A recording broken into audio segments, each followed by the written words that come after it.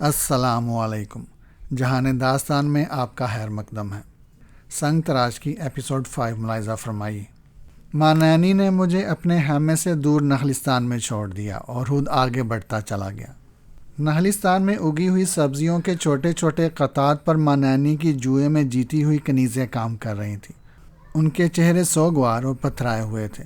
ان میں سے ہر ایک دوشیزگی کی حد میں تھی۔ ان کے ہوبرو چہروں اور دل فریب نقوش پر چھائی ہوئی بے رونقی ہولناک حد تک غیر فطری لگ رہی تھی۔ انہوں نے دہشت زدہ نگاہوں سے ماں نینی کو اپنے اونٹ پر سوار خیمے کی طرف جاتا دیکھا اور مشینی طور پر ان کے ہاتھوں کی رفتار تیز ہو گئی۔ ماں نینی سے گزر کر ان کی نگاہیں میرے سراپا سے سرسری طور پر پھسلتی ہوئی دوبارہ منڈیروں، پانی کی نالیوں اور پودوں پر جم کر رہ گئیں، جیسے ان کے نزدیک میرا وجود قطعی غیر اہم ہو۔ میں نے میٹھے پانی کے کنویں سے دور دراز قطعات تک نگاہیں دوڑائیں۔ وہ تعداد میں کسی طرح 30 سے کم نہیں تھی۔ میرے قریب ہی سوتے ہوئے غمگین چہرے والی ایک لڑکی پانی کی نالیوں سے کیچڑ اور خشک پتے نکال کر کنویں سے آنے والی پانی کی گزرگاہ بنا رہی تھی۔ میں اس کے قریب جا پہنچا، لیکن میری آہٹوں نے اس پر کوئی اثر نہیں کیا۔ وہ سر جھکائے تیزی کے ساتھ اپنا کام کرتی رہی۔ میں ایک بار آہستگی سے کھانسا۔ وہ بری طرح چونک پڑی اور اس کے ہاتھوں کی رفتار تیز تر ہو گئی۔ نگاہیں اب بھی نیچے ہی جمی ہوئی تھی۔ لڑکی، میں نے نرم آواز میں اسے مخاطب کیا۔ اس نے ڈرتے ڈرتے میری جانب دیکھا۔ میرے زخمی بدن، ادڑے ہوئے چہرے اور مسکراتے ہوئے ہونٹوں پر نظر پڑتے ہی وہ کچھ متحیر سی نظر آنے لگی۔ میرے ہونٹوں کی مسکراہٹ قدرے گہری ہوئی اور اس کا تخیر بے بسی میں ڈل گیا۔ اس نے جلدی جلدی اپنے ہاتھ بہتے ہوئے پانی میں دھوئے اور اپنے بدن سے لباس اتارنے لگی۔ وہ شاید جبرین والوں کی سرشت سے واقف تھی۔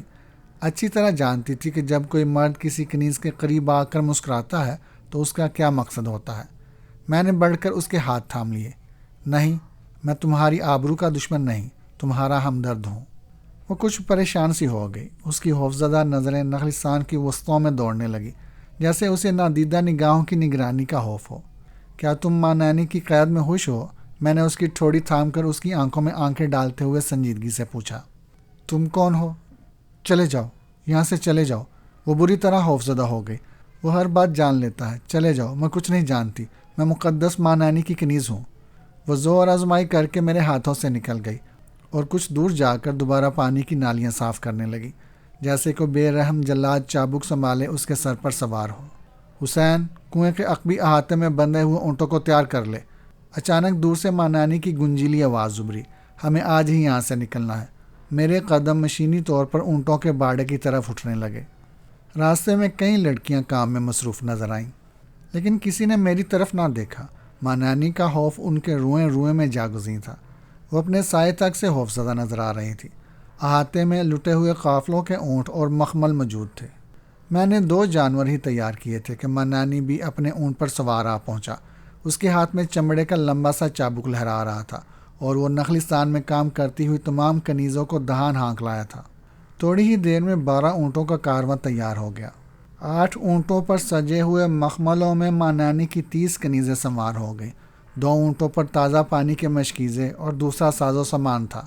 ماں نینی باریک ریشمی لبادوں سے بھرا ہوا ایک صندوق بھی لاد لایا تھا، جو شاید کنیزوں کو پہنانے کے لیے تھے۔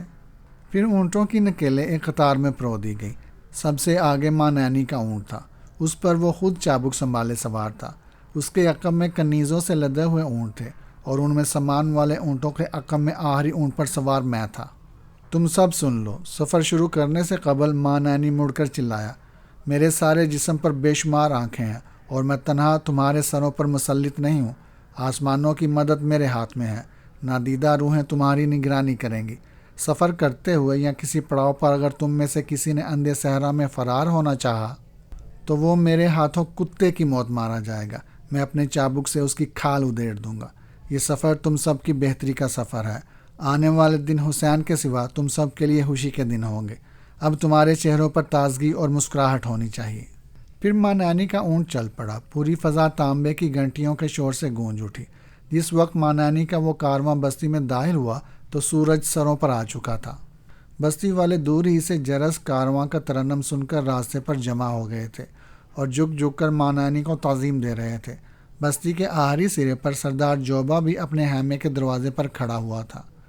مٹی کے چبوترے پر پڑا ہوا بت اب وہاں موجود نہیں تھا۔ شاید جوبا نے اسے کسی پاگل اونٹ کی پوچھ سے باندھ کر اونٹ کو صحرا میں ہانک دیا تھا۔ جب تک ماں نانی کا اونٹ جوبا کے سامنے نہ پہنچا، وہ اپنی گردن تانے اور سینہ نکالے آسمان کی جانب دیکھتا رہا، جیسے اس کے نزدیک ماں نانی غیر اہم ہو۔ پھر ماں نانی کے سامنے آتے ہی اس کا سر آہستہ آہستہ نیچے ہم ہوا۔ ماں نانی نے اپنا چابک فضا میں لہرا کر اسے جھٹکا دیا۔ شڑاب کی آواز کے ساتھ ہی اونٹوں کی رفتار تیز ہو گئی۔ وہ ریت کے بگولے اڑاتے صحرا کی بے کراں وسطوں میں گھس پڑے۔ ذرا ہی دیر میں جبرین کی بستی کا غبار کارواں کے پیچھے روپوش ہو گیا۔ فضا اونٹوں کی ہمک اور گھنٹیوں کے مترنم شور سے گونج رہی تھی۔ ریت کے بگولوں میں مجھے اپنا اگلا اونٹ تک دھندلایا ہوا نظر آ رہا تھا۔ میں نے آنکھیں پھاڑ پھاڑ کر ماں نانی کو دیکھنا چاہا، لیکن وہ نظر نہ آیا۔ آنکھوں میں گھسنے والی ریت کے ذرات مجھے آنکھیں بند رکھنے پر مجبور کیے دے رہے تھے، اور اسی لمحے ایک تجویز نے میرے ذہن میں سر ابھارا۔ میں نے اپنی آنکھیں موند لی اور اپنی تجویز پر غور کرنے لگا۔ ماں نانی پرسرار قوتوں کا مالک تھا۔ میں بھی لاشعور میں اس سے خوفزدہ تھا، لیکن اس سے نجات پا لینے کی موہوم سی امید بھی میرے لیے حوصلہ افزا تھی۔ میں جتنا سوچتا رہا، میرا عزم اسی قدر پختہ ہوتا رہا، اور میں جبرین سے مناسب حد تک دور نکل آنے کا انتظار کرنے لگا۔ پھر اچانک فضا ماں نانی کی تیز آواز سے گونج اٹھی۔ اس روز پہلی بار مجھے اندازہ ہوا کہ اس رخت اور ہیبت ناک بوڑھے کے گلے میں ترنم کا سوز بھی پایا جاتا ہے۔ وہ لہک لہک کر صحرا نشی محمل سواروں کا نغمہ گا رہا تھا۔ اس کی آواز آہستہ آہستہ تیز ہوتی گئی، اور ہدی کی لے بلند ہونے کے ساتھ ساتھ اونٹ بھی مست ہو کر ہوا سے باتیں کرنے لگے۔ ویران اور خاموش صحرا میں کارواؤں کی گھنٹیوں کا تیز شور اور ماں نانی کی خدی خوانی نے عجیب اور پرسرار سما باندھ دیا تھا۔ ماں نانی اپنے صحرائی گیت میں کھویا ہوا تھا۔ مخملوں میں بیٹھی ہوئی سہمی سکڑی کنیزیں اپنے غیر یقینی مستقبل اور گمنام منزل کے اندیشوں میں گری ہوئی تھی۔ مستی میں آئے ہوئے اونٹ ہچکولے کھاتے تیزی کے ساتھ جبرین سے دور اور جبل کی بستی سے قریب ہوتے جا رہے تھے۔ ہر ایک اپنی اپنی مہویت میں گم تھا، اور میرے لیے کچھ کر گزرنے کا یہ بہترین موقع تھا۔ آزادی کی زندگی کی لگن مجھے بار بار کچھ کرنے پر اکسا رہی تھی۔ آسمانوں کی بلندیوں تک اٹھتے ہوئے ریت کے طوفانی بگولوں کے عقب میں دھندلا ہوا سورج تھکے تھکے قدموں سے مغرب کی جانب جھکتا جا رہا تھا۔ میرے قیاس کے مطابق ہمیں جبرین کو چھوڑے 3 گھنٹے گزر چکے تھے۔ میں نے غیر ارادی طور پر مڑ کر ایک بار پیچھے کی طرف دیکھا، اور پھر بہت احتیاط کے ساتھ اپنے اونٹ کے کوہان کو پیچھے سے اچھل کر میں اونٹ کی گردن سے لپٹ گیا۔ میرا اونٹ زور سے بلبلایا۔ اس کی گھنٹیوں کا شور اپنا تسلسل توڑ کر بے ربط ہو گیا۔ خوف اور سنسنی کے باعث میرا دل اچھل کر حلق میں آ گیا۔ میں کئی ثانیوں تک سانس روکے کسی واقعے کا منتظر رہا، لیکن کچھ نہ ہوا۔ میرا اونٹ اعتدال پر آ گیا تھا۔ اس کی گھنٹیاں دوبارہ ربط میں آ چکی تھیں، اور بوڑھا ماں نانی مسلسل خدی خوانی کیے جا رہا تھا۔ یوں لگ رہا تھا کہ وہ اپنے نغمہ کے زور سے جبل تک کی 2 روز کی مسافت 1.5 پہر ہی میں پوری کر لینی چاہتا تھا، تاکہ کنیزوں کو نیلام کر کے جلد از جلد جبرین واپس لوٹ سکے۔ مجھے خوب یاد تھا کہ میرا منہ ملا باپ ایک اونٹ پر سے گرنے کے باعث ہی ہلاک ہوا تھا، اور میری ذرا سی غلطی میری گردن بھی توڑ سکتی تھی۔ میں بہت آہستہ آہستہ اونٹ کی گردن پر آگے سرکتا رہا، اور درمیان میں سامان سے لدے ہوئے اونٹ اور غبار کا طوفان حائل ہونے کے باعث کنیزوں کے لیے یہ ممکن نہ تھا کہ وہ مجھ کو دیکھ لیتی۔ میرا اونٹ اپنی گردن پر بوجھ محسوس کر کے خاصا پریشان تھا، لیکن اس کی نکیل کی رسی اگلے اونٹ سے بندھی ہوئی تھی۔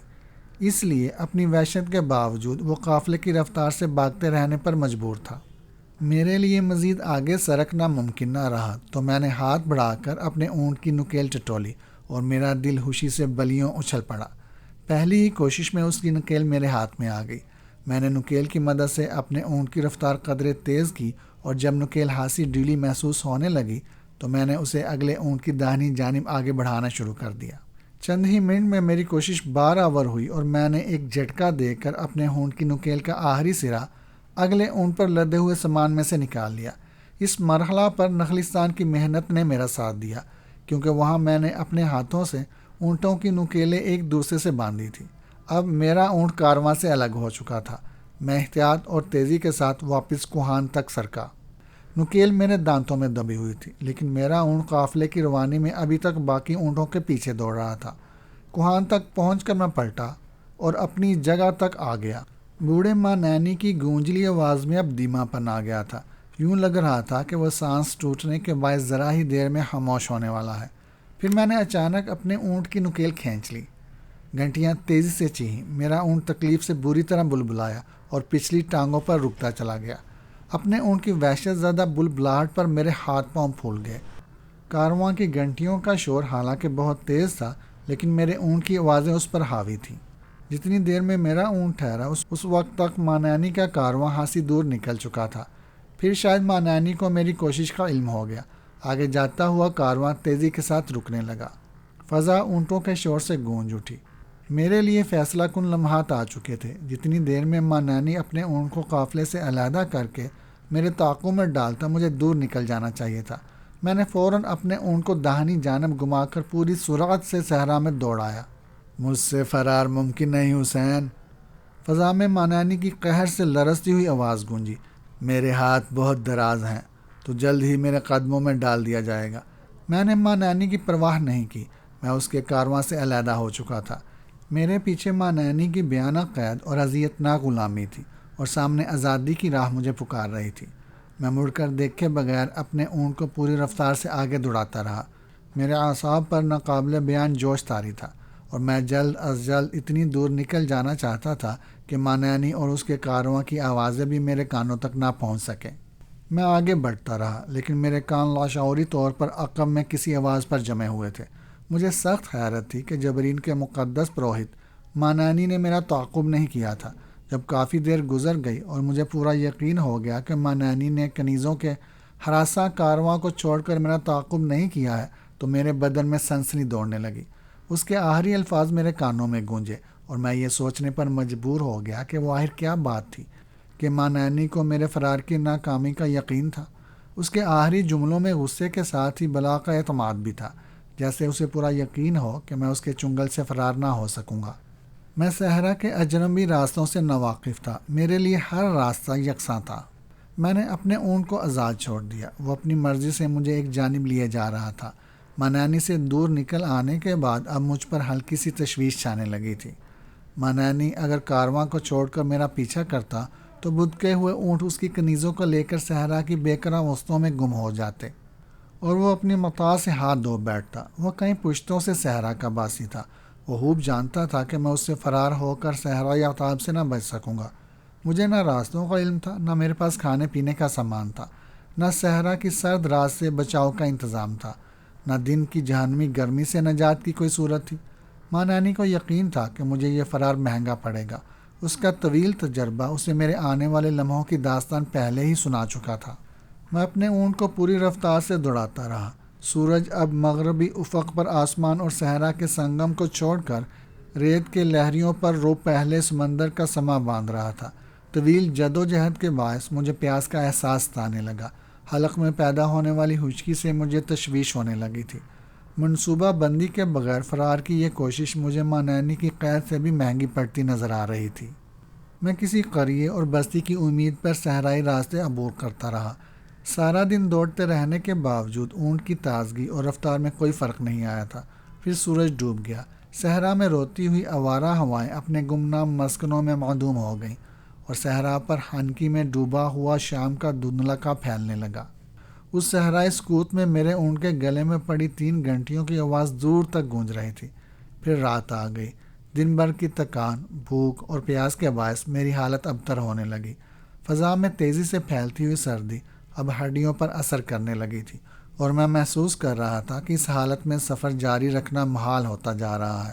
اونٹ پر میری گرفت کمزور ہوتی جا رہی تھی، اور مجھے اندیشہ تھا کہ وہ اونٹ مجھے اسی عالم میں کہیں گہرا کر صحرا میں گم ہو جائے گا۔ میں نے اونٹ کی رفتار کم کر لی۔ میرے حلق میں اب پیاس کے کانٹے پڑنے لگے تھے۔ سورج کی تمازت میں دن بھر کا سفر آہستہ آہستہ رنگ لا رہا تھا۔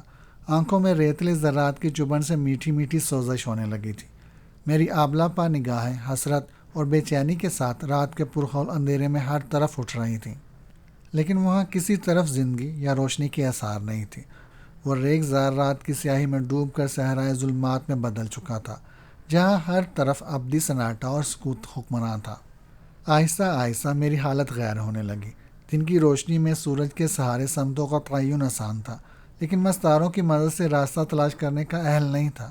میری ناتجربہ کار نگاہوں کے سامنے سیاہ آسمان پر چمکتے ہوئے بے شمار تارے بالکل یکساں تھے اور ان سے کسی رہبری کی امید فضول تھی، اور رہبری بھی اسی صورت میں کام آتی ہے جب مجھے کسی منزل و ٹھکانے کا علم ہوتا، لیکن میرے لیے تو ہر سمت اجنبی تھی۔ آخر کار میں نے اپنے اونٹ کو روک لیا اور نیچے اتر پڑا۔ دن بھر سورج کی تپش میں جلتی ہوئی ریت سے سوندھی سوندھی خوشبو پھوٹ رہی تھی۔ میرے برہنہ پیروں نے ریت کی ہنکی کو محسوس کیا۔ سرد ہواؤں میں بڑھتی ہوئی ہنکی کی رفتار سے ظاہر تھا کہ جوں رات ڈلتی جائے گی صحرائی ہوائیں ناقابل برداشت ہوتی جائیں گی۔ میں نے وہیں رک کر رات گزارنے کا فیصلہ کر لیا۔ کھلے آسمان کے نیچے صحرا کی ٹھنڈی ریت پر میں نے اونٹ کی نکیل اپنی پنڈلی سے باندھ لی اور خود اونٹ کی آڑ میں ریت پر دراز ہو گیا۔ وہ ریت پر بیٹھا اس طرح جگالی کر رہا تھا جیسے وہ انہی لمحات کے لیے پیدا کیا گیا ہے۔ ہر طرف سکوت اور یکسانیت کا دور دورہ تھا۔ ریت پر کروٹیں بدلتے اور تاروں برے آسمان کو تکتے تکتے مجھ پر غنودگی چھانے لگی اور میں نیند کی آغوش میں کھو گیا۔ گہری نیند تو نہ آ سکی، ہاں بھوک اور پیاس نے تکن سے مل کر غنودگی طاری کر دی۔ اسی عالم میں ایک بار میرے بدن کو تیز جھٹکا لگا۔ ہڑبڑا کر آنکھیں کھولی تو میرا اونٹ گردن جھکائے ہوئے کھڑا تھا۔ اس پر عجیب سی بے چینی طاری تھی۔ یوں لگ رہا تھا جیسے وہ نکیل توڑا کر کسی نامعلوم منزل کی جانب فرار ہو جانے کے لیے بے چین ہے۔ میں نے اسے پچکار کر بڑی مشکل سے ریت پر بٹھایا اور خود ایک مرتبہ پھر اپنی شکستہ حالت کو بھول جانے کی کوشش کرنے لگا۔ بے بسی و مجبوری کے ان لمحات میں مجھے شدت سے توسیہ یاد آ رہی تھی۔ اسے میرے قریب آئے کافی وقت گزر چکا تھا۔ تالیس کے مجسمہ لے جانے کے بعد سے وہ مجھ سے نہیں ملی تھی۔ مجھے یقین تھا کہ اسے ذرا سی بھی مہلت ملتی تو وہ سیدھی میرے پاس دوڑی ہوئی آتی، لیکن ماں نانی مجھے بتا چکا تھا کہ اس نے توسیہ کی مظلوم روح کو گمنام آتش فشانوں کے دہانے میں قید کر دیا ہے۔ اس بیچاری کا جرم صرف یہ تھا کہ وہ میری محبت میں گرفتار ہو گئی تھی اور ماں نانی کے چنگل میں قید ہونے کے باوجود زینوں کا پیکر چرا کر میرے پاس آتی رہی تھی۔ غنودگی کے عالم میں انہی خیالات میں غلطا ہوا پیچا تھا کہ مجھے یوں محسوس ہوا جیسے مجھے کوئی نرم اور ٹھنڈی ریت پر کھینچے لیے جا رہا ہو۔ بساختہ چیخ کے ساتھ میری آنکھ کھل گئی اور میں فضا میں اپنے اونٹ کی غضبناک آوازیں سن کر کانپ اٹھا۔ اس کی نکیل میری داہنی پنڈلی سے بندھی ہوئی تھی اور وہ تکلیف سے بلبلانے کے باوجود اپنی نکیل سمیت مجھے ریگستان پر گھسیٹتا ہوا ایک طرف بھاگ رہا تھا۔ میں نے سنبھلنا چاہا لیکن اونٹ کی رفتار تیز تھی۔ اس کی آوازوں سے پتہ چل رہا تھا کہ اس کی ناک بری طرح زخمی ہو چکی ہے اور وہ خود تکلیف میں مبتلا ہے، لیکن اس کے باوجود وہ ٹھہرتا نظر نہیں آ رہا تھا۔ یوں لگ رہا تھا جیسے اس صحرائی جانور کے بدن میں کوئی خبیث روح خلول کر گئی ہے۔ یہ کیفیت زیادہ دیر باقی نہیں رہی۔ دوڑتے دوڑتے وہ اونٹ ایک بارگی میری جانب پلٹا اور اگلے ہی لمحے اس نے میری ٹانگ اپنے منہ میں دبوچ لی۔ صحرا کی خاموش فضا میری چیخوں سے لرز اٹھی اور پھر وہ اونٹ مجھے ریت پر گھسیٹنے لگا۔ اس کے تیز دانتوں کی چبھن سے میری پنڈلی میں درد کی ٹیس اٹھ رہی تھی، لیکن وہ رکنے پر تیار نہیں تھا۔ یوں لگ رہا تھا جیسے کوئی نادیدہ قوت اسے اپنی جانب بلا رہی ہو۔ اونٹ کی گھنٹیوں کا بے ہنگم اور خوفناک شور رات کے سناٹے میں گونج رہا تھا۔ اونٹ اپنی گردن جھکائے مجھے ریت پر گھسیٹتا ہوا لیے جا رہا تھا۔ مجھے ہر آن یہ اندیشہ لگا ہوا تھا کہ کہیں وہ اچانک گردن اوپر نہ اٹھا لے۔ ایسی صورت میں میرا معذور ہو جانا بالکل یقینی ہو جاتا، لیکن وہ اونٹ ایک خوفناک عفریت کی طرح کسی پرسرار قوت کے تابع محسوس ہو رہا تھا۔ یوں لگ رہا تھا جیسے وہ مجھے کم از کم کوئی نقصان پہنچا کر کسی خاص منزل کی طرف لے جانا چاہتا ہو۔ میں جب تک ہوش میں رہا اذیت اور دہشت سے چیخیں مارتا رہا۔ آخر کار میرے حواس جواب دے گئے۔ مجھے کچھ علم نہیں کہ میں نے بے بسی کی اس حالت میں صحرا کی ریت پر گھسٹتے ہوئے کتنا سفر طے کیا، لیکن یہ اچھی طرح یاد ہے کہ جب میں نے کراہ کر آنکھیں کھولیں تو جبرین کا خوفناک بوڑھا مانینی میرے اوپر جھکا ہوا زہریلے انداز میں مسکرا رہا تھا۔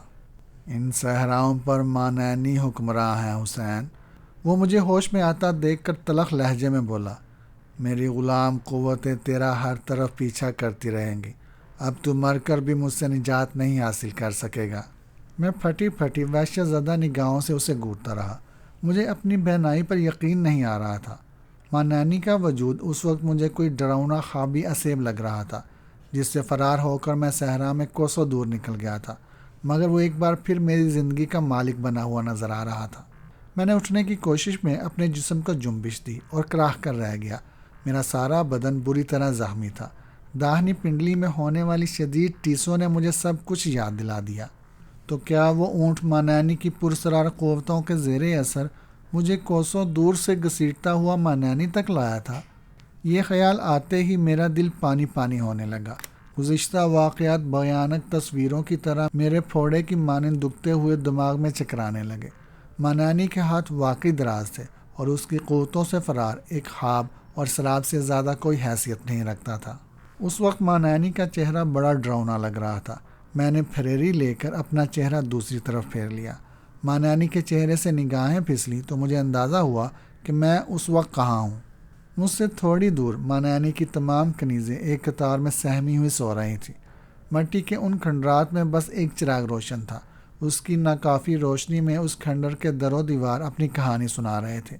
کسی زمانے میں وہ کھنڈر بھی یقیناً آباد رہے ہوں گے، لیکن ان پر ناچتی ہوئی ویرانی بتا رہی تھی کہ اس کے صحرائی مکین کسی سرخ آندھی یا صحرائی قزاقوں کا شکار ہو کر مدتوں قبل اپنی بستی کو ویران کر چکے ہیں۔ اس وسیع کھنڈر میں ایک جانب مانانی کے کارواں کے تمام اونٹ بیٹھے ہوئے تھے اور سب سے آگے میرا اونٹ تھا۔ اس کی ناک خون میں ڈوبی ہوئی تھی۔ اس کی حالت دیکھ کر میں ساری کہانی سمجھ گیا۔ مانانی کی خفیہ اور پرسرار قوتوں کے زیر اثر پہلے تو اس اونٹ نے اپنی نکیل کے سہارے مجھے گھسیٹنے کی کوشش کی تھی، لیکن لہو لہان ہونے کے بعد وہ مزید تکلیف برداشت نہ کر سکا اور دیوانہ وار میری ٹانگ منہ میں دبوچ کر مجھے کسی نادیدہ رہنمائی کے سہارے مانانی تک لے آیا، اور یوں میں فرار ہونے کے بعد ایک مرتبہ پھر اس خوفناک بوڑھے کے چنگل میں آ پھنسا تھا۔ جب سے تو فرار ہوا تھا میں ہر آن صحرا کی ریت پر تیرے قدموں کی آہٹیں سن رہا تھا، مانانی دہشت ناک ہنسی کے ساتھ کہہ رہا تھا۔ ویران صحرا میں سرسرانے والی ہواؤں میں تیرے بدن کی بو سونگھ رہا تھا۔ مجھے علم تھا کہ تو صحرا میں ہی پھر رہا ہے۔ اب میں چاہوں تو تجھے چونٹی کی طرح مسل سکتا ہوں، لیکن مجھے اپنے دشمن کو مجبور اور بے بس دیکھ کر بہت خوشی ہوتی ہے۔ میں تجھے زندہ رکھوں گا، تو زندہ رہے گا۔ مجھ پر مایوسیوں کی سیاہ گھٹائیں چھاتی رہیں۔ جبرین کی پرہول یادوں کے بعد صحرا کے جگر خراش تجربے نے مجھ سے عزم اور حوصلے کی قوتیں چھین لی تھی۔ مجھے محسوس ہو رہا تھا کہ مانانی سچا ہے۔ میرا اس کا مقابلہ ہاتھی اور چونٹی کی ٹکر کے مترادف تھا۔ میں اپنی قوت اور توانائی سے اس ناقابل شکست منحنی بوڑھے کو زیر نہیں کر سکتا تھا۔ اس سے نمٹنے کے لیے مجھ اس ہاتھی کی سونڈ میں گھسنے کی تدبیر تلاش کرنی تھی۔ سسکتی ہوئی رات کے آخری لمحے بڑے کرب کے عالم میں گزرے۔ ان کھنڈرات میں پڑنے والی سورج کی کنواری کرنوں نے مانانی کی آبرو باختہ کنیزوں کو بڑی حسرت کے ساتھ بوسے دیے۔ موت کے سکوت میں ڈوبے ہوئے کھنڈرات کچھ دیر کے لیے خوف میں ڈوبی ہوئی چہل پہل میں بدل گئے۔ لکڑیوں کے ڈھیر سے دھوئیں کی بل کھاتی ہوئی لکیریں ابھری، پھر چٹکتے ہوئے انگاروں پر آتش شکم کو سرد کرنے کی تیاریاں مکمل ہوئیں۔ ناشتہ کرتے ہوئے میں نے مانانی کو غور سے دیکھا۔ اس کی چندیائی ہوئی آنکھیں ایک دراز قامت اور سبک اندام کنیز کے بدن پر جمی ہوئی تھی۔ اس کنیز کے جسم کے کھلے ہوئے حصوں پر مانانی کے بے رحم چابک کی نیلی نیلی تازہ لکیریں ابھری ہوئی تھیں۔ جمے ہوئے خون کی وہ نیلاہٹ مانانی کی کسی صفاقی کی کہانی سنا رہی تھی۔ ناشتے کے بعد کنیزیں جانوروں کو تیار کرنے لگی۔ ان کی حرکات و سکنات بالکل مشینی تھی۔ ان پر مانانی کی دہشت چھائی ہوئی تھی۔ ان کی چھاتیوں سے قدرے اوپر چمکتے ہوئے مانانی کی مہر کے نشانات نمایاں تھے۔ مانانی جبرین کے سردار جوبا کے خاص خیمے میں ایک جنون خیز محفل میں مقدس آگ میں تپتی ہوئی محسوس مہر باہر سے لائی جانے والی کنیزوں کے سینوں کو داغدار کرنے کے لیے استعمال کرتا تھا۔ وہ تقدس میں ڈوب کر اتنی بے رحمی کے ساتھ جسموں کا جلاتا تھا کہ دیکھنے والوں کے رونگٹے کھڑے ہو جاتے تھے۔ کنیزیں اپنے کام میں لگی ہوئی تھیں۔ ان کے انداز میں نہ احتجاج تھا نہ مزاحمت کا عنصر۔ آدم کی وہ بیٹیاں مانانی کے ہاتھ لاوارث ہو کر اپنا سب کچھ کھو بیٹھی تھیں، اور اب جبرین کے درندوں کا دل بڑھ جانے کے بعد مانانی جوئے میں جیتی ہوئی ان لڑکیوں کو لا علمی میں جبل والوں کے درمیان نیلام کرنے کے لیے جا رہا تھا۔ اس مقدس بردہ فروش کا چہرہ آنے والی دولت کی ہوس سے چمک رہا تھا۔ حسین، کسی سوچ میں کھوئے ہوئے مانانی نے اپنی ٹھوکر سے میری پسلیوں کو چھو کر کہا۔ تیرے فرار کے بعد میری بلند آوازوں سے اس لڑکی پر دہشت طاری ہو گئی تھی، اور وہ ہذیانی انداز میں بال نوچ نوچ کر چیخنے لگی تھی۔ میرے چابک نے اس وقت تو اس کا دماغ درست کر دیا، لیکن اب مجھے افسوس ہوتا ہے۔ میں نے نظر بھر کر زخمی کنیز کو دیکھا۔ میں تصور بھی نہیں کر سکتا تھا کہ مانانی جیسا درندہ اپنے کسی فعل پر متعصب بھی ہو سکتا ہے۔ میں اس کی بات کا مفہوم نہ سمجھ سکا اور حالی نظروں سے اس کا منہ تکنے لگا۔ یہ کنیز اچھے داموں نہ اٹھ سکے گی، ماں نانی نے قدرے توقف کے بعد بولا، تو اس کی آواز میں واقعی ملال نمایاں تھا۔ ہنستے مسکراتے چہروں، گداز جسموں، خوبصورت چہروں، گوری رنگت اور بے داغ چنگمڑی والی کنیزوں کی بولی بہت اونچی جاتی ہے۔ میری دہشت سے ساری کنیزیں یرقان میں مبتلا نظر آتی ہیں۔ پھر جبل کے کسی امیر کو پتہ چل گیا کہ میری کنیزوں میں کوئی زخمی بدن والی بھی شامل ہے، تو وہ لوگ یہی سمجھیں گے کہ میں نے کنیزوں کی مناسب دیکھ بھال نہیں کی ہے، اور جبل پہنچنے تک اس کے زخم بھرنے کی کوئی صورت نظر نہیں آتی۔ وہ خاموش ہوا تو میں الجھن میں مبتلا ہو گیا۔ آخر اتنی لمبی تمہید کا مقصد کیا تھا؟ لیکن میں نے زبان نہیں کھولی، اس کے بولنے کا منتظر رہا۔ صحرائے گرد ان کی لاش بڑے شوق سے نوچیں گے، وہ زخمی کنیز پر نظریں جما کر سرگوشیانہ آواز میں بولا۔ اس کے بھرے بھرے بدن پر کافی گوشت ہے، میں سوچتا ہوں کہ اسے انہی کھنڈرات میں ختم کر دوں۔ اپنے انجام کے خوف سے شاید باقی کنیزیں مسکرانے پر مجبور ہو جائیں۔ مجھے ان کی سوگواری سے الجھن ہونے لگی ہے۔ میں کانپ اٹھا۔ نہیں مقدس ماں نانی، میرے منہ سے کانپتے ہوئے الفاظ نکلے، تم اسے لمبا لبادہ پہنا دو، نظام میں بھی آخر میں سامنے لانا، اسے یوں بے قصور ہلاک نہ کرو۔ بے قصور؟ وہ زور سے ہنس پڑا۔ کنیزیں اس کی آواز پر دہشت سے اچھل پڑی۔ کئی لڑکیوں کے ہاتھ سے سامان چھوٹ گیا۔ پھر اس نے قریب ہی سے اپنا چابک اٹھا لیا اور دراز قامت کنیز کو مخاطب کر کے زور سے چلایا، او ام الخنزیر، ادھر آ میرے قریب۔ اس نے ایک نظر ماں نانی کو دیکھا، پر اس کے ڈراؤنے چابک کو دیکھتی سحر زدہ انداز میں اس کی طرف بڑھنے لگی۔ دہشت سے اس کا چہرہ اور ہونٹ سفید پڑ گئے تھے، پنڈلیاں بری طرح کانپ رہی تھیں۔ لباس اتار دے، ماں نانی سرد لہجے میں غرایا، جبل والے اسے 2-4 دینار کی بولی لے کر اپنی عورتوں کے لیے چڑھا لیں گے۔ وہ کسی ننھی سی چڑیا کی طرح سہمی ہوئی تھی، ایک لفظ کہے بغیر لرزتے ہاتھوں سے اپنی حیا کی چادر اتارنے لگی۔ اس کی آنکھوں میں حیا اور التجا نقش تھی۔ اس کے بدن سے لباتا گرتے ہی ماں نانی کا چابک والا ہاتھ فضا میں لہرایا۔ شراب کی آواز کے ساتھ چابک اس لڑکی کی کھال سے لپٹ گیا اور فضا اس کی چیخوں سے کانپ اٹھی۔ دوسری کنیزیں اپنے کاموں میں مصروف تھیں، لیکن ان کے بدن بری طرح لرز رہے تھے۔ وہ دراز قامت کنیز پہلے ہی وار میں زمین پر ڈھیر ہو گئی تھی۔ ماں نانی نے بے رحمی کے ساتھ چابک واپس کھینچا اور اس لڑکی کی کھال چمڑے کے ساتھ چپک کر اکھڑائی اور اس کے برہنہ بدن سے خون کی لکیریں بہہ نکلی۔ ماں نانی کا ہاتھ دوبارہ لہرایا، ساری کنیزیں چیخیں مار کر ایک دوسرے سے لپٹ گئیں۔ زخمی کنیز تو پہلے وار میں ہی بے ہوش ہو چکی تھی۔ ہاتھ روک لے بوڑھے، میں لرزتی آواز میں چیخا، لیکن اس کا ہاتھ تیسرے وار کے لیے بلند ہوتا رہا۔ مجھ سے ضبط نہ ہو سکا اور میں لنگڑاتا ہوا اس کی طرف لپکا۔ وہ الٹے قدموں ذرا پیچھے سرکا اور اس کا چابک میری پنڈلی ادھیڑ گیا۔ میں چیخ مار کر زمین پر ڈھیر ہو گیا۔ اس سے اور نفرت سے میری آنکھیں جل رہی تھیں۔ انتقام کا ناقابل برداشت لاوا میرے وجود میں کھول رہا تھا، لیکن میں اس جہنمی پروہت کے سامنے بے بس تھا۔ فضا بار بار چابو کی ہولناک آوازوں سے کانپ رہی تھی۔ زخمی کنیز بے ہوش ہو چکی تھی، اس کا بدن ساکت تھا۔ ماں نانی کے ہاتھ میں یہ خوبی تھی کہ اس کا ہر وار لڑکی کے بدن پر خون کی نئی لکیریں ابار رہا تھا۔ 7ویں چابک پر زخمی کنیز کا بدن آہستہ آہستہ کانپا اور وہ اذیت و راحت کے جذبوں سے بے نیاز ہو کر ہمیشہ کے لیے ماں نانی کی قید سے آزاد ہو گئی۔ تم سب سنو، ماں نانی اپنی خونی چابک کو فضا میں پھنکارتا ہوا کنیزوں سے بولا۔ ماں نانی تمہارے یرقان زدہ چہروں پر زندگی کا نکھار اور مسکراہٹ دیکھنا چاہتا ہے۔ اگر تم پر یہی مرگ طاری رہی تو ایک ایک کر کے اس کے پاس پہنچا دی جاؤ گی۔ وہ اپنی ہدایت کا رد عمل دیکھے بغیر مٹی میں اپنا چابک صاف کرنے لگا۔ اس روز میں نے زندگی میں پہلی بار اور شاید آخری بار لرزا دینے والا منظر دیکھا۔ اب کنیزوں کی جانب ماں نانی کی پشت تھی، لیکن ان کی دہشت سے پھٹی ہوئی آنکھوں کے ساتھ ان کے سوکھے ہوئے ہونٹ بھی پھیل گئے تھے۔ موت کے پسینوں میں نہائی ہوئی وہ لڑکیاں مسکرانے کی رحم انگیز کوشش کر رہی تھیں۔ بعض کی آنکھوں سے آنسو رواں تھے، لیکن ہونٹ پھیلے ہوئے تھے، جیسے ماں نانی کی نادیدہ قوتیں ان کے جبڑوں میں انگلیاں پھنسا کر ان کے دہانے چیر رہی ہوں۔ کھنڈرات سے روانگی کے وقت ہر ایک دم بخود تھا۔ وہاں کھیلا جانے والا خونی ڈرامہ ہر ایک کے ذہن میں چپکا ہوا تھا۔ جب اونٹ ہمک کر زمین سے اٹھے تو گھنٹیوں کی گونج میں بھی اس بے گناہ کنیزوں کی چیخوں کا آہنگ رچا ہوا محسوس ہوا، جس کا جرم یہ تھا کہ اس کا بدن ماں نانی کے ہاتھوں داغدار ہو گیا تھا۔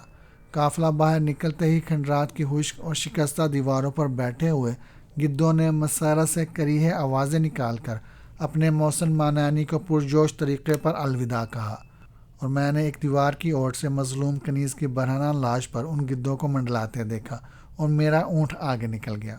ان گدوں کی آوازیں کافی دور تک ہمارا تعاقب کرتی رہیں۔ میں پہلے کی طرح قافلے کے آخری سرے پر تھا۔ میرا زخمی اونٹ چارے کے بغیر بھی پہلے جیسی رفتار سے چل رہا تھا۔ میرے لیے اس صحرا کی ہر سمت پر یکسانیت کا راج تھا، لیکن مانعانی صحرا کا کیڑا تھا۔ مجھے یقین تھا کہ وہ آنکھ بند کر کے بھی سفر طے کرے تو مقررہ وقت سے پہلے ہی جبل جا پہنچے گا۔ زخموں اور مسلسل سفر سے چور بدن ریت کے ذروں کے سبب چٹخ رہا تھا۔ مشکیزوں میں صرف اسی قدر پانی تھا کہ پینے کا کام دے سکتا تھا۔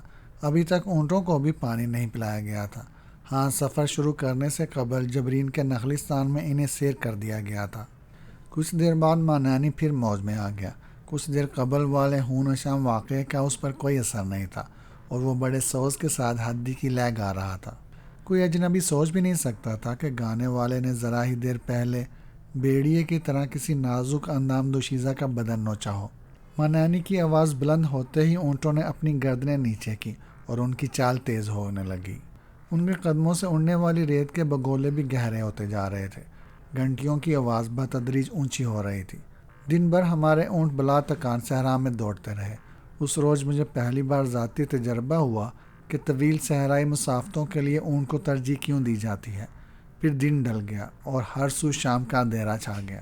سورج کی روشنی میں بیکرا سمندر کی طرح چمکتا اور انگڑائیاں لیتا ہوا صحرا پرسکون ہوتا جا رہا تھا، اور میں جانتا تھا کہ اس شام کے بعد میں چاند کی آخری شب طلوع ہونے والی ہے۔ یہی وہ شب تھی جب جبرین کے سردار جوبا کی کنیزیں مجھے مقدس الاؤ کے دھوئیں میں لٹکا کر ہلاک کرتی۔ بے اختیار مجھے تالیس یاد آیا، جو میری مدد کرتے ہوئے مانعانی کی بے رحمی کا شکار بنا۔ کون جانے کہ جبرین کی فضائیں ابھی تک اس پاگل کی چیخوں سے گونج رہی تھیں، یا وہ ہلاک ہو چکا تھا۔ اپنی قید کے دوران مجھے اتنا اندازہ تو ہو چکا تھا کہ سردار جوبا کو اپنی بیٹی زینو سے محبت ہے۔ گو ایک مرحلے پر وہ اپنی جان کے خوف سے اس کی آبرو لٹا دینے پر تیار ہو گیا تھا، لیکن میرا قیاس تھا کہ ایک بار حالات پر گرفت مضبوط ہوتے ہی اس نے اپنی بیٹی کو جبرین والوں کی ہوسناک نگاہوں سے محفوظ کر لیا ہوگا۔ اور اس سے بھی بڑھ کر مجھے اپنی توسیہ کا خیال تھا۔ وہ بیچاری نہ جانے کہاں اور کس حال میں مانعانی کی سزائیں جھیل رہی تھی۔ میں انہی خیالات میں کھویا رہا اور کارواں برق رفتاری سے جبل کی جانب بڑھتا رہا، جہاں ایک نئی کہانی میری منتظر تھی، اور میں آنے والے ہولناک لمحات سے قطعی بے خبر تھا۔ سورج غروب ہونے کے کچھ وقفے بعد فضا میں اچانک مانعانی کی آواز گونجی، نوید سن کہ بستی قریب آ چکی ہے۔ مانعانی فضا میں اجنبیوں کی بو سونگھ رہا تھا۔ میرا دل بے اختیار اچھل پڑا۔ میں نے غبار کے عقب سے سامنے کسی بستی کے آثار دیکھنے چاہے، لیکن بے سود۔ اندھیرے کی پھیلتی ہوئی چادر میں وہاں کسی آبادی کے آثار نہیں تھے، لیکن مانعانی کے بارے میں میرا تجربہ یہ کہتا تھا کہ وہ سچ کہہ رہا ہے۔ وہ میلوں دور سے دیکھ لینے والی حیوانی قوت کا مالک تھا، اور مجھے کوئی شک نہیں تھا کہ ہمارا کارواں وقت سے پہلے ہی جبل کی بستی میں داخل ہو جائے گا۔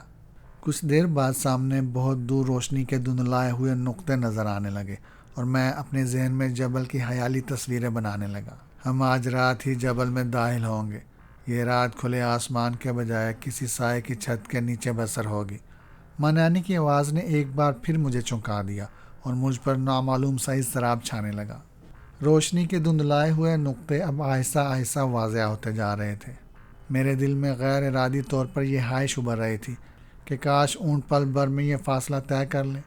اس وقت میں نے اپنے اس جذبے کو جبرین والوں کی وحشت سے فرار کی خواہش ہی خیال کیا، لیکن آنے والے دنوں اور لمحوں نے ثابت کر دیا کہ یہ جبرین والوں سے نفرت نہیں، بلکہ جبل کی پراسرار کشش تھی جو میرے دل میں ایسے جذبے جگا رہی تھی۔ سیاہ آسمان پر چمکتے ہوئے تاروں کی مدھم چھاؤں میں اب جبل کی بستی کے اونچے نیچے پہاڑ نظر آنے لگے۔ چاند کی آخری شب جبرین والوں کے مقدس الاؤ پر زندگی اور موت کی کشمکش میں گزارنے کے بجائے میں جبل کے کسی سرائے میں بسر کرنے والا تھا۔ میرا دل خوشی سے بلیوں اچھل رہا تھا۔ 2 روز کی طویل صحرائی بھاگ دوڑ کے بعد میں ایک ایسی جگہ پہنچنے والا تھا جہاں صرف خونخوار مانعانی ہی نہیں بلکہ اور بھی انسان ہوتے۔ کارواں گھنٹیوں کی شور ہمارے جبل میں داخل ہونے سے قبل وہاں ہماری آمد کا پتہ بتا چکی تھی۔ جب جبل کے روشن ہیولوں نے آبادی کا روپ دھارا تو گندمی رنگت اور مضبوط جسموں والے بچوں کی ایک فوج بستی سے باہر بے چینی سے ہمارے کارواں کی منتظر تھی۔ ان کے درمیان بہت سے ناقہ سوار نوجوان بھی نظر آ رہے تھے۔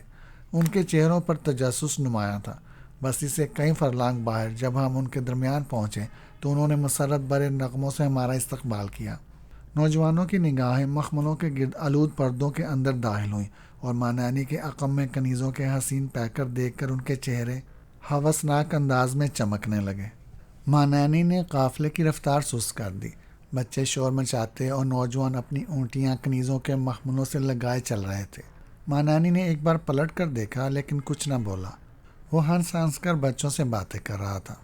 اس کے لہجے میں شوخی اور زندگی نمایاں تھی۔ مکر میں چھپا ہوا خوفناک بوڑھا نہ جانے کہاں گم ہو چکا تھا۔ پھر ہم جبل کے دروازے پر پہنچ گئے اور میری نگاہوں میں حیرت سمٹ آئی۔ مانانی نے سامنے پھیلے ہوئے مکانوں کی جانب دیکھا اور اس کے منہ سے متخیرانہ آواز نکلی، ارے یہ کیا؟ شاید ہم غلط جگہ آ گئے ہیں۔ بچے حیرانی کے ساتھ مانانی کا منہ تکنے لگے۔ نوجوان شتر سوار اپنے اونٹ کنیزوں کے مخملوں سے لگائے کھڑے تھے۔ ان کی بے چین اور پیاسی نگاہیں پردوں کی اوٹ میں چھپی ہوئی کنیزوں کو تاک رہی تھیں۔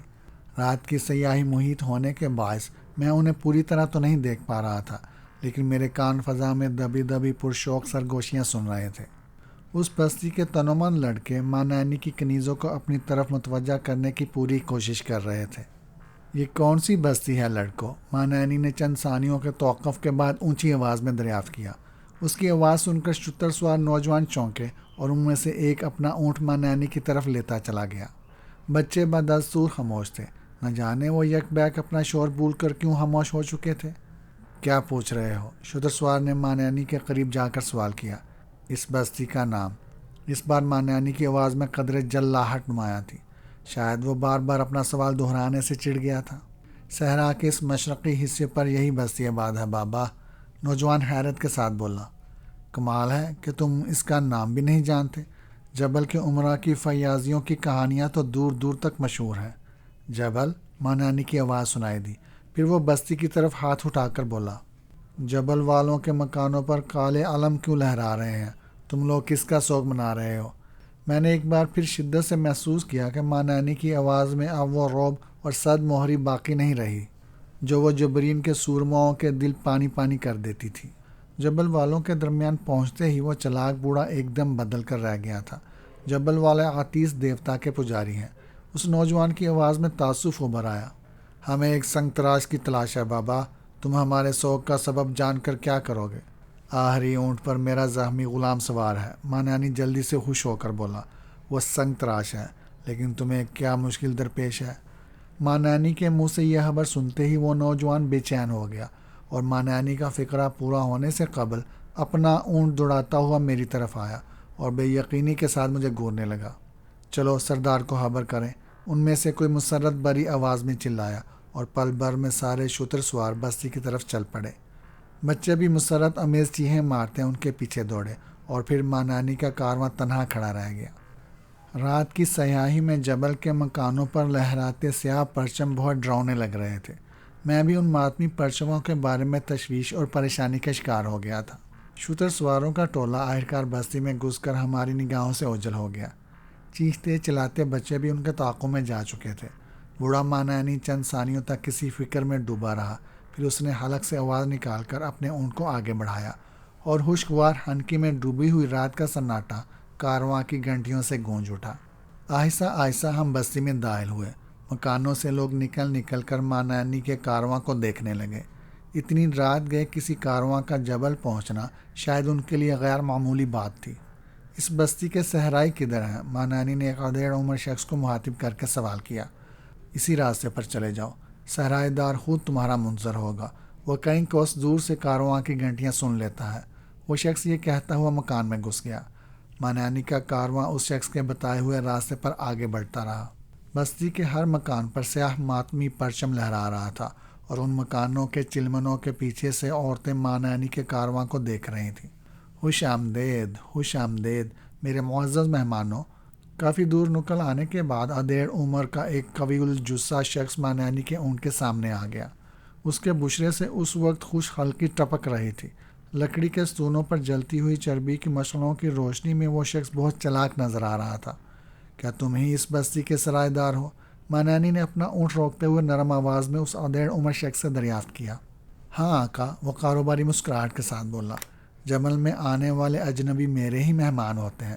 میرے پاس کنیزوں کے لیے بڑے بڑے خیمے اور پختہ کمرے ہیں جہاں تمہارا یہ مال بہت محفوظ رہے گا۔ آخری فقرہ ادا کرتے ہوئے اس نے مانانی کی کنیزوں کی جانب اشارہ کیا تھا۔ مانانی کے اشارے پر سارے اونٹ یکے بعد دیگرے زمین پر بیٹھتے چلے گئے۔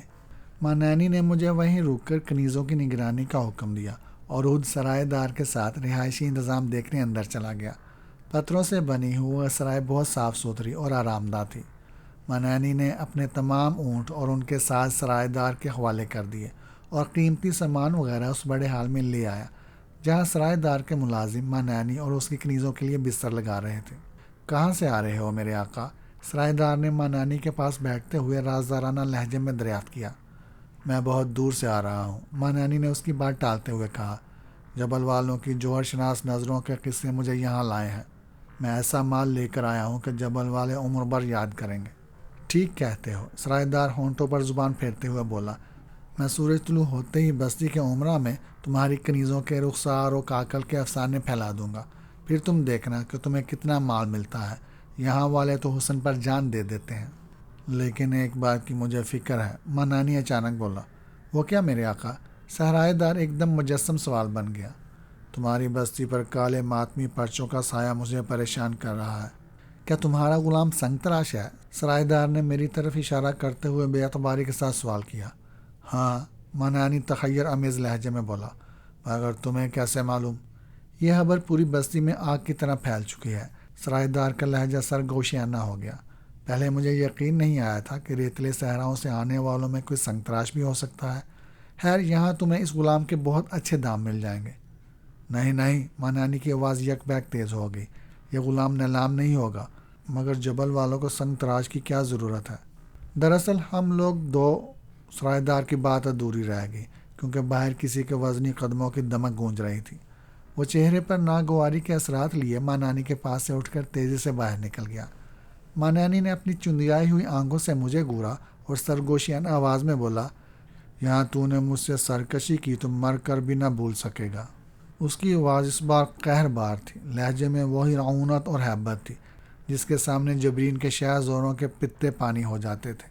چند ثانیوں کے بعد سرائے دار ایک سیاہ پوش کے عقب میں اس حال میں داخل ہوا۔ آگے آنے والے کے بدن پر سرتپا سیال باندھا تھا اور شانے پر سیاہ رنگ کا عقاب کڑا ہوا تھا۔ اپنی شان و شوکت سے وہ بستی کا کوئی سربراہ شخص لگ رہا تھا۔ صحرائے دار اس کے پیچھے سینے پر ہاتھ باندھے اور سر جھکائے چلا رہا تھا۔ نوارد نے دروازے پر رک کر سرسری نظر سے سہمی ہوئے نیم برہنہ کنیزوں کا جائزہ لیا اور پھر اس کی نگاہیں مجھ پر جم کر رہ گئیں۔ مجھے دیکھتا ہوا وہ سیدھا مانانی کی طرف آیا، جبل کے سردار کے نام پر۔ نوارد اپنا دانا ہاتھ سینے پر رکھ کر کڑک آواز میں بولا، یہ جبل کے سردار کی فوج کے سالار ہیں بابا۔ مانانی کے لبوں پر جنبش سے قبل ہی سرائے دار ایک دم بول پڑا۔ بیٹھ جاؤ، مانانی نے نرم آواز میں نواز سے کہا۔ سردار کو خبر ملی ہے کہ تیرے کارواں میں کوئی سنگ تراش بھی ہے۔ نوار نے مانانی کی پیشکش کو نظر انداز کرتے ہوئے کہا۔ خبر سچی ہے، مانانی نے تھکی ہوئی آواز میں کہا۔ شاید وہ یہ بانپ چکا تھا کہ حالات کچھ ناساز ہیں۔ تو ہی اس کارواں کا مالک ہے؟ اس شخص نے پرمسرت لہجے میں دریافت کیا۔ مانانی نے اپنے سر کو اس بات میں جنبش دی۔ تو سن کہ اس غلام کا نیلام نہیں ہوگا۔ نوار نے میری طرف انگلی اٹھا کر کہا، سردار نے تجھے اس سنگ تراش سمیت اسی وقت اپنے مکان پر طلب کیا ہے۔ سنگ تراش؟ مانانی نے کھوئی ہوئی آواز میں دہرایا۔ آخر جبل والا کو سنگ تراش کی ایسی کیا ضرورت آ پڑی ہے؟ یہ تجھے سردار ہی سے معلوم ہوگا، وہ شخص پہلو بدلتے ہوئے بولا۔ مانانی تھکے انداز میں اپنی جگہ سے اٹھا اور گھوم کر ایک نظر اپنی کنیزوں کے ہجوم پر ڈالی۔ وہ مانانی کی سحر انگیز نگاہوں کا سامنا کرتے ہی بوکھلا کر بونڈے پن سے مسکرا اٹھی۔ وہ سب مانانی سے اس قدر دہشت زدہ تھی کہ اب اپنے نیلام کی سرگوشیاں سن سن کر خوش نظر آنے لگی تھیں۔ شاید ان کی دانش میں مانانی کے قہر و غضب سے نجات کی یہ قیمت بہت کم تھی۔ ان کنیزوں کو میں نے بڑی محنت اور محبت سے پروان چڑھایا ہے، مانانی سلار کی طرف متوجہ ہو کر بولا۔ میں نے باہر سے آنے والے تاجروں سے نگر نگر جا کر انہیں اس وقت خریدا تھا جب ان کے منہ سے ماؤں کی چھاتیوں کی بو آتی تھی۔ اور اب یہ میری ساری عمر کی پونجی ہیں، اگر میں تمہارے ساتھ چلا گیا تو ان کی حفاظت کون کرے گا؟ جبل کے سالار کی تیوریاں یک بیک چڑھ گئیں۔ بڈھے، کیا تو جبل کو چوروں کی بستی سمجھتا ہے؟ اس کی آواز سرد اور لہجہ حشمناک تھا۔ اس وقت میرے مسلح جوانوں نے سرائے کے گرد گھیرا ڈالا ہوا ہے، لیکن ان کا رکنا ضروری نہیں، کنیزیں یہاں محفوظ رہیں گی۔ یہ بات نہیں، مانانی سالار کے قریب کھسر کر رازدارانہ لہجے میں بولا۔ یہ سب لڑکیاں جوان ہیں اور جبل کے منچلے جوان انہیں پیاسی نگاہوں سے گور رہے تھے۔ مجھے بس یہ ڈر ہے کہ کہیں یہ لڑکیاں بہک نہ جائیں۔ میں بہت غریب آدمی ہوں۔ جبل سے آج تک کوئی تاجر اداس نہیں لوٹا ہے بڈھے، سالار نے مانانی کے ہوشامدانہ لہجے کی پرواہ کیے بغیر اونچی آواز میں کہا۔ جبل کا سردار تیرے ہر نقصان کا ذمہ دار ہوگا۔ پھر مانانی نے مجھے اپنے قریب بلایا اور پھر میرا ہاتھ تھام کر سالار کے ساتھ سرائے سے نکاسی کے راستے کی طرف چل پڑا۔ ہم باہر آئے تو وہاں سیاہ وردیوں میں ملبوس دیو ہیکل، صحرائی جوانوں کی ایک مسلح دیوار سرائے کے گرد یوں موجود تھی کہ ان کی نگاہوں سے بچ کر کوئی پرندہ بھی سرائے میں پر نہیں مار سکتا تھا۔ سرائے کے باہر 2 پہیوں والا ایک خوبصورت رتھ موجود تھا۔ سالار مجھے اور مانانی کو ہمراہ لے کر اس پر سوار ہو گیا۔ پھر اس نے اپنے جوانوں کو پیچھے آنے کا اشارہ کرتے ہوئے رتھ کے پائیدان پر زور سے پیر مارا اور 4 کڑیل جوان اس رتھ کو لے کر تیزی کے ساتھ ایک طرف دوڑنے لگے۔ سالار کے جوان چست اور توانا اونٹوں پر سوار رتھ کے پیچھے چلے آ رہے تھے۔ مشعلوں کی سرخ روشنی اور سیاہ ماتمی پرچموں کے سائے میں جبل کی وہ بستی بہت ہی پرسرار لگ رہی تھی۔ رات ہاسی ڈل چکی تھی اور فضا پر سکوت چھا چکا تھا، لیکن رتھ کے 24 پہیوں کی تیز آوازیں اس سناٹے کا سینہ بے دردی سے مجروح کر رہی تھیں۔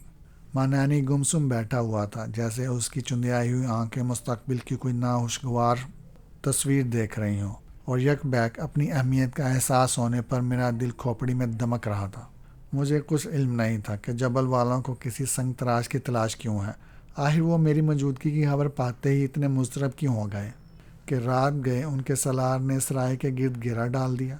رتھ اشکولے کھاتا ہابناک روشنی میں نہائی ہوئی اس سوگوار بستی کے راستوں پر بڑھتا جا رہا تھا، اور میں عجیب و غریب خیالات میں کھویا ہوا تھا۔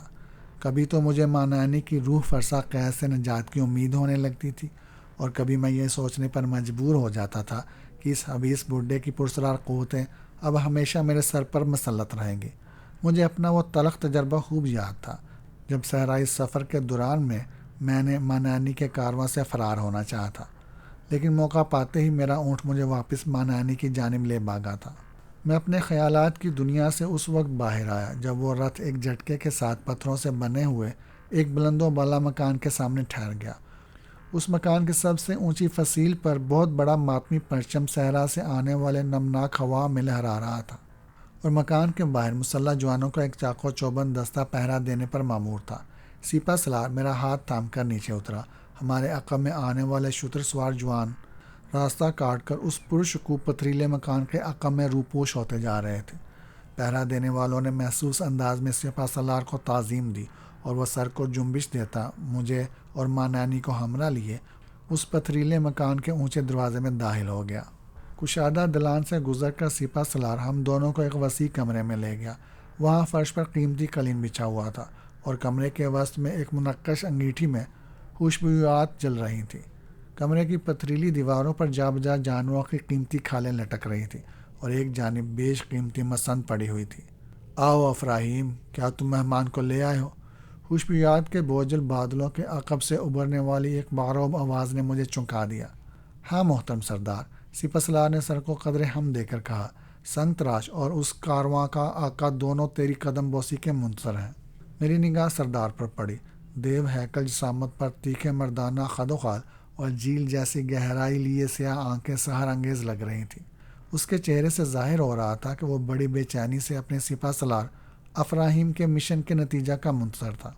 سردار کے قدم چومو۔ افراہیم نے میرے اور مانانی کے کانوں کے نیچے تیز سرگوشی کی، اور ہم دونوں لپک کر سردار کے قدموں میں زمین پر گر گئے۔ ان دونوں میں سے آقا کون ہے؟ سردار نے شان بے نیازی کے ساتھ افراہیم سے سوال کیا۔ یہ بوڑھا، افراہیم نے سردار کے قدموں سے اٹھتے ہوئے مانانی کی جانب اشارہ کرتے ہوئے کہا۔ اس کا نام مانانی ہے اور یہ 19 کنیزیں لے کر جبل میں آیا ہے۔ اپنی باتوں سے بہت لالچی اور حریص معلوم ہوتا ہے۔ میرا خیال تھا کہ مانانی یہ فکرے سن کر بری طرح بپھر جائے گا اور پھر وہاں زہریلے الفاظ کے تیر چلنے لگیں گے، لیکن کچھ بھی نہ ہوا۔ مانعانی یوں مسکرا اٹھا جیسے اپنے تعارف کا یہ انداز اسے پسند آیا ہو۔ جبرین والا خوفناک اور بے رحم مانعانی نہ جانے کہاں جا سویا تھا۔ مانعانی، سردار نے خود کلامی کے انداز میں دہرایا، پھر مانعانی سے مخاطب ہو کر بولا، تم صحرا کی کس بستی سے آ رہے ہو؟ مسافروں کا کوئی ٹھکانہ نہیں ہوتا سردار، مانعانی کے لہجے میں خوش آمد کی بو نمایاں تھی۔ جہاں پڑاؤ ڈال دیا بس وہیں گھر ہے۔ سنو، سردار پیچھے ہٹ کر مسند پر بیٹھتے ہوئے غمگین لہجے میں بولا، شاعری اور الفاظ سے کھیلنے کی ضرورت نہیں۔ تمہاری جھلسی ہوئی تانبے جیسی رنگت مجھے بتا رہی ہے کہ تم نے اپنی عمر تپتے ہوئے صحراؤں میں ہی گزاری ہے۔ مجھے حیرت ہے کہ تمہیں ایک سنگ تراش غلام کیسے مل گیا۔ مانعانی نے سر گھما کر چندیائی ہوئی نظروں سے میری طرف دیکھا اور میں بے اختیار پھریری لے کر رہ گیا۔ اس کی نگاہیں چار ہوتے ہی مجھے یوں محسوس ہوا جیسے میرے بدن میں بے شمار چونٹیاں سنسنانے لگی ہوں۔ مانعانی کی آنکھوں سے نادیدہ مقناطیسی لہروں کے جال امڑ آ رہے تھے۔ یہ کہانی بڑی عجیب ہے سردار، بس یہ سمجھ لو کہ یہ لڑکا منحوس ہے اور جس جگہ اس کا سایہ پڑ جائے وہ زمین بنجر ہو جاتی ہے۔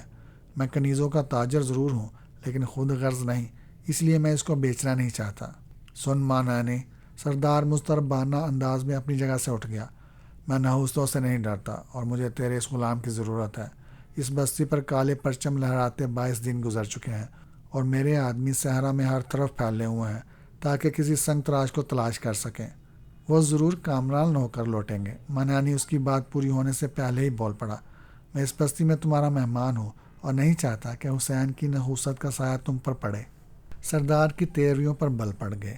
میں نے مانعانی کے جھوٹ کا پردہ چاک کرنا چاہا لیکن مجھے یوں محسوس ہوا جیسے میری قوت گویائی مفلوج ہو کر رہ گئی ہے۔ میں نے خبیث مانعانی کی طرف دیکھا لیکن وہ میری طرف توجہ دیے بغیر سردار کی جانب ہمتن گوش تھا۔ شاید اسے میری جانب سے پورا یقین تھا کہ میں اس کی مرضی کے خلاف اس کی کسی بات کی تردید نہ کر سکوں گا۔ جبل میں وہی ہوتا ہے مانعانی جو سردار چاہتا ہے، افراہیم نے چیختی ہوئی آواز میں کہا، تمہاری کہانیاں سردار کے ارادے کو تبدیل نہیں کر سکتی۔ مانعانی ایک ثانیے کے لیے قدرے پریشان نظر آیا، پھر پھیکی مسکراہٹ کے ساتھ بولا، دراصل میں نہیں جانتا کہ جبل والوں کو کسی سنگ تراش کی تلاش کس لیے ہے۔ اگر مجھ پر اعتماد کیا جائے تو شاید میں معزز سردار کے کسی کام آ سکوں۔ پچھلے دنوں اس علاقے میں خوب جل تل تھا، بارش ہوئی تھی، سردار کھوئی ہوئی آواز میں بولا، یوں لگتا تھا جیسے صدیوں کی پیاسی زمین پر ہر طرف جل تل ہو جائے گا۔ تمہیں شاید یہ تو معلوم ہی ہوگا کہ جبل والے آتیش دیوتا کے پجاری ہیں۔ محبت کے میدان میں آتیش دیوتا کا ایک بہت بڑا پتھریلا مجسمہ نصب تھا۔ اس بارش کے دوران قیامت یہ ہوئی کہ اس بت پر بجلی گری اور وہ مجسمہ جل کر پاش پاش ہو گیا۔ اسی دن سے بستی پر کالے پرچم لہرا رہے ہیں اور جب تک آتیش دیوتا کا نیا بت نہیں تیار ہو جاتا ہماری بستی خوشحالی اور سکون کا منہ نہ دیکھ سکے گی۔ سردار یہ کہہ کر خاموش ہو گیا۔ حسین اس کام کے لیے مناسب نہ ہوگا سردار۔ مانعانی چند ثانیوں کے بوجھل سکوت کے بعد بولا، تیرا غلام منہ مانگے داموں پر خریدا جائے گا۔ افراہیم نے کہا، ہاں تجھے مایوسی نہیں ہوگی، سردار نے جلدی سے کہا۔ نہیں سردار، مانعانی نے فیصلہ کن لہجے میں کہا، یہ سودا نہیں ہو سکتا۔ 1000 اشرفیاں، سردار نے جلائی ہوئی آواز میں کہا۔ 10,000 بھی نہیں سردار، مانعانی نے نرم آواز میں کہا۔ تو سردار کے قہر کو دعوت دے رہا ہے بڈھے، افراہیم نے حقارت آمیز لہجے میں کہا۔ سنو، مانعانی کے لہجے میں ناقابل بیان اعتماد ابھر آیا۔ مانعانی جبل والوں کے لیے اجنبی ہے، جو اسے جانتے ہیں وہ اس کے مشورے مان لیتے ہیں۔ میں اس بستی میں تمہارا مہمان ہوں اور جبل والوں کے مہمان نوازی اور فیاضی کی کہانیاں ہی مجھے یہاں کھینچ کر لائی ہیں۔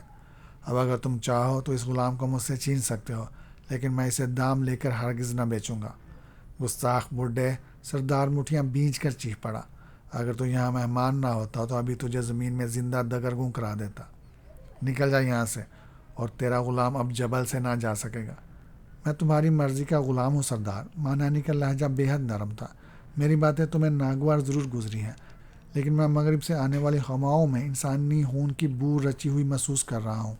تم حسین کو چھین لو، میں تو صحرا کا مسافر ہوں، اپنی کنیزوں کا نیلام کر کے لوٹ جاؤں گا، لیکن حسین کی خاطر اگر جبل میں انسانی خون کی ہولی کھیلی گئی تو مجھے بڑا دکھ ہوگا۔